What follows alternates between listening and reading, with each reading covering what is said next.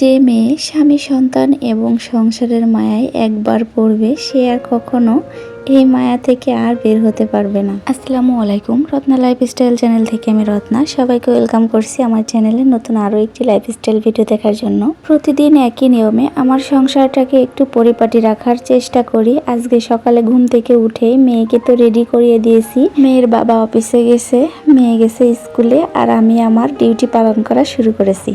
চট্টগ্রামে 2 দিন ধরে বৃষ্টি হচ্ছে, তো এই বিছানার চাদরটা একটু ধোয়াও লাগতো। রোদ্দুর ছিল, বেশ কয়েকটা দিন ছিল, কিন্তু তখন ধুই নাই। এখন না ধুলে আর হচ্ছে না, এর জন্য বিছানার চাদরটা উঠিয়ে নিয়েছি আর একটা চাদর বিছিয়ে দিব এখানে। আসলে এই চাদর উঠানো ধোয়া এটা কিন্তু খুবই কষ্টকর। তারপরে সপ্তাহে একদিন না ধুলে আমার হয়ই না, কারণ আমার মেয়ে সব সময় বিছানার উপর বসে খেলা করে। এই চাদরটা বিছাচ্ছি, আমার মনে হয় 2 দিনও থাকবে না, কারণ এই লাল খয়েরির ভিতরে চাদরে বেশি ময়লা পড়ে যায় আর কি। মনে করো এখন বিছিয়েছি, বিকাল হতে না হতেই দেখবো যে চাদরের উপরে কেমন সাদা সাদা ময়লা পড়ে গেছে। খুবই বিরক্তিকর একটা, যতই পরিপাটি করে রাখি না কেন এই কালারের চাদরটা আমি 3 দিনের উপরে বিছিয়ে রাখতে পারি না। ভাবতেছি এখন থেকে আর এক কালারের কোনো চাদর নিব না, অনেক অনেক ফুল থাকবে ওই রকম ধরনের আর কি চাদর নিব, যাতে করে অতটা ময়লা পড়লেও বোঝা যাবে না। আমার বাসায় 2টা রুম আর একটা হচ্ছে ডাইনিং, তো 2টা রুমের একটা রুম কিন্তু আমার তেমন গোছানো লাগে না, কারণ ওই রুমে আমরা কেউ থাকি না। আর ওই যে রুমটা গোছালাম ওটা কিন্তু আমার প্রতিদিন 3-4 বার করে গোছানো লাগে। আর ঘর ঝাড়ু দেওয়ার কথা আর কি বলবো, সারাদিন মনে হয় 5-6 বার করে ঘর ঝাড়ু দিতে হয় আমার। যাই হোক, ওই রুমটা গুছিয়ে নিয়ে এসে যে টেবিলের উপর অনেক কিছু ছিল ওগুলো আর কি এক এক করে সরিয়ে নিলাম।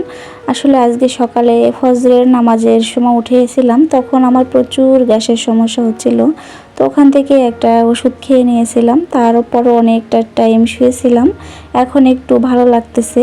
মাঝে মাঝে এমনটাই হয়ে থাকে যেন এখন সুস্থ আবার এখন অসুস্থ হয়ে পড়ি। ড্রেসিং টেবিলের কথা আর কি বলবো, প্রতিদিন এটাও গুছাই আমি, তারপরও আবার এলোমেলো হয়ে যায়। আর একটা কথা কি জানো, আমার না মাথার চুল অনেক পড়ে যাচ্ছিল কিছুদিন আগে, যে কি বলবো, মনে হয় বসে বসে কান্না করি। তারপরে দেখো এই যে তেলটা আমি ব্যবহার করেছি প্রায় 1 মাসের মতো, এখন কিন্তু একদমই চুল ওঠে না। এই তেলের নাম তো তোমরা দেখতেই পেরেছো, জুই। কিছুক্ষণ আগে তোমাদের একটা কথা বলেছিলাম, সংসারের মায়ায় যে একবার পড়বে সে আর বেরোতে পারবে না, তো এটাই কিন্তু বাস্তব। দেখো আমি কিন্তু প্রতিদিন এই কাজগুলা করি, যেমন বিছানা গুছানো, তারপরে যে ড্রেসিং টেবিল গুছানো, ঘর ঝাড়ু দেওয়া, রান্না বান্না, প্রতিদিন নিয়ম করে এই কাজগুলা করি। কিন্তু আমার একটা দিনও, বিশ্বাস করো, যে মনে হয় না যে আমি আজকে এই জিনিসটা করব না, থাক আজকে আমি শুয়ে থাকবো, ঘুম যাব। কিন্তু আমার এই কাজগুলা করতেই হয়, কেন জানি না, না করলে একদমই ভালো লাগে না। আর এই কাজগুলা না করে যদি আমি শুয়ে থাকি আমার কিন্তু ঘুমও আসে না। সকাল থেকে তো অনেক কাজ করলাম, তো তোমাদের এই যে আরেকটা জিনিস দেখাই। দেখো ওই যে কিছুদিন আগে আমি মিষ্টি কুমড়ার বিচি লাগিয়েছিলাম ওই যে ফলের ক্রেটের ভিতরে, তো ওখানে দেখিছো মিষ্টি কুমড়ার গাছগুলো কত বড় হয়ে গেছে। আমার মনে হয় আর 1 সপ্তাহের ভিতরে আমি খেতে পারবো। আর এদিকে দেখো গাছের পেঁপে প্রায় শেষ, অনেক পেঁপে খেয়েছি এই গাছ থেকে। আর বাহিরে কিন্তু প্রচুর বৃষ্টি হচ্ছে, তারপরেও কিন্তু আমি বিছানার চাদর, তারপরে অন্যান্য আরও অনেক কাপড় ছিল ধুয়ে বারান্দার ওই সাইডে মেলে দিয়েছি। তো আজকে না শুকাইলে সমস্যা নাই, কালকে আর কি শুকিয়ে যাবে, 2 দিন টাইম লাগবে আর কি। আমার বর রাতের বেলা তেলাপিয়া মাছ, পাঙ্গাস মাছ এনেছিল, কেটেই নিয়ে এসেছে বাহির থেকে। আজকে আর আমার জন্য আনে নাই, যে আমি বাসায় বসে এত কষ্ট করে কাটবো, এর জন্য বাহির থেকে কেটে নিয়ে এসেছে। আর যেহেতু রাত্রেবেলা মাছগুলো এনেছে, যে রাত্রেবেলা হয়তো আমি কাটতে পারবো না, অনেক কষ্ট হবে। দিনের বেলা মাছ আনলে কিন্তু কেটে আনে না, আমি নিষেধ করি যে তুমি কেটে আনবা না, আমি বাসায় কাটবো। আর ওখানের মাছ কাটা আমার একদমই পছন্দ হয় না, বড় বড় করে কাটে, আবার কোনো মানে কেমন জানি একটা কাটা হয়, ময়লাও ভালোভাবে ওরা পরিষ্কার করে না। এর জন্য আমি কিন্তু আমার পছন্দ মতো কেটে নিই। তারপরে যে আজকে আমার পরে মায়া করে একটু কেটেই নিয়ে এসেছে। মাছগুলো আমি একটু ধুয়ে নিয়েছি, আর 4 পিস মাছ নিয়েছি পাঙ্গাস, ওই মাছটা আমি এখন রান্না করব। মাছগুলো আমি নর্মাল পানি দিয়ে ধুয়ে নিয়েছি, লবণ পানি দিয়ে ধুই নাই। আমি যখন রান্না করব তখন কিন্তু একটু লবণ দিয়ে ভালোভাবে আর কি ধুয়ে নেব। আর যে মাছ 4 পিস নিয়েছি ওই মাছ 4 পিস কিন্তু আমি এখনই ভালোভাবে আবার অফ ক্যামেরায় লবণ দিয়ে ধুয়ে নিয়েছিলাম রান্না করার আগে। তো এই মাছগুলো দেখো থালির উপরে সুন্দর করে ছাড়াই ছাড়াই রেখেছি। আর 1-2 ঘন্টা পরে আমি কিন্তু বক্সে মাছগুলো রেখে দিব বের করে আলাদা পিস পিস করে। তো তোমরা কে কে এরকমভাবে মাছ রাখো ফ্রিজে একটু কমেন্টে জানাতে পারো আপুরা। ভিডিওর এই পর্যায়ে এসে বরাবরের মতো আপুদেরকে একটা রিকোয়েস্ট করে নিই, আজকে যারা নতুন এসেছো আমার চ্যানেলে, ভিডিওর কোথাও কোনো অংশ ভালো লেগে থাকলে প্লিজ চ্যানেলটি সাবস্ক্রাইব করে দিয়ে পাশে থাকতে পারো। আর যারা পুরাতন আপুরা আছো তোমাদের জন্য রইল অনেক অনেক ভালোবাসা।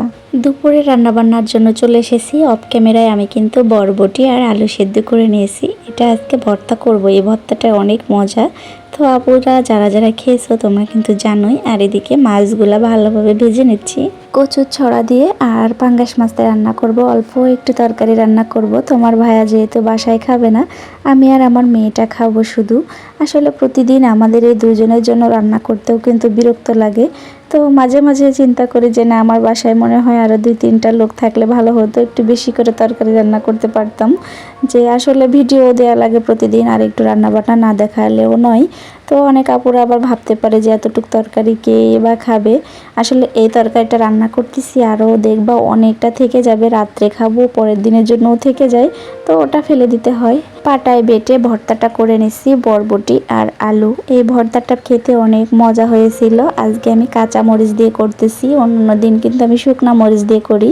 আর আজকে সকালে যে তোমরা তো দেখতেই পেরেছো, মানে বললাম যে তোমাদের গ্যাসের সমস্যা হচ্ছিল অনেক, এর জন্য কাঁচা মরিচ দিয়ে এই ভর্তাটা করব। আর তোমার ভাইয়া তো শুকনা মরিচ একদম দেখতেই পারে না। আমাকে তো বলে তুমি যদি পারো যে মাংস কাঁচা মরিচ দিয়ে রান্না করবা, কিন্তু এটা তো আর হয় না, দেখতে খারাপ লাগে। আমার এই পাটাটা নিয়ে একটা আপু আগের ভিডিওতে কমেন্ট করেছিল যে আপু তোমার পাটাটা খুব সুন্দর, শিলপাটা। আসলে আপু শিলপাটা কিনা আমি এটা বুঝি না, তবে পাটাটা কিন্তু অনেক সুন্দর, বাটতে মশলাপাতি আমার খুবই ভালো লাগে। ছোটোর ভিতরে মানে খুবই ভালো লাগে আর কি। আমার মেঝো আপুরও ঠিক এরকম সাইজের একটা পাটা আছে। তাই পাটাটা আমি ভেবেছিলাম যে এবার আমার মাকে দিয়ে দেবো, কারণ আমার মায়ের পাটাটা একটু নষ্ট হয়ে গেছে। কিন্তু আমার মা কোনো রকমই এই পাটাটা নিয়ে গেল না, যে বলতেছে জামাই কি বলবে, আমি মেয়ের বাড়ি থেকে পাটা নিয়ে যাব বাড়িতে, তার থেকে তুই বাড়িতে যদি যাস কখনো একটা কিনে দিস, কিন্তু আমি তোর এই ব্যবহারের পাটা নেব না। আসলে মায়েরা বুঝি এমনই হয়, মায়েরা সবসময় দিতেই চায় কিন্তু কোনো কিছু নিতে চায় না। আমি যখন পাটায় ভর্তাটা বানাচ্ছিলাম তখন একটা ভাবি এসেছে, তো ভাবি কিন্তু ভর্তা পছন্দ করে, এর জন্য ওনাকে কিন্তু অনেকটা ভর্তা আমি দিয়েছি।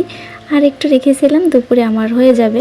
ভর্তাটা কিন্তু লোভনীয় লাগতেছিল দেখতে। তো এই যে দেখো রান্না বান্না সব শেষ, অল্প একটু তরকারি রান্না করেছি। ভিডিওটা এখানেই শেষ করব। সবাই ভালো থাকবেন, দেখা হবে অন্য কোনো ভিডিওতে। আল্লাহ হাফেজ।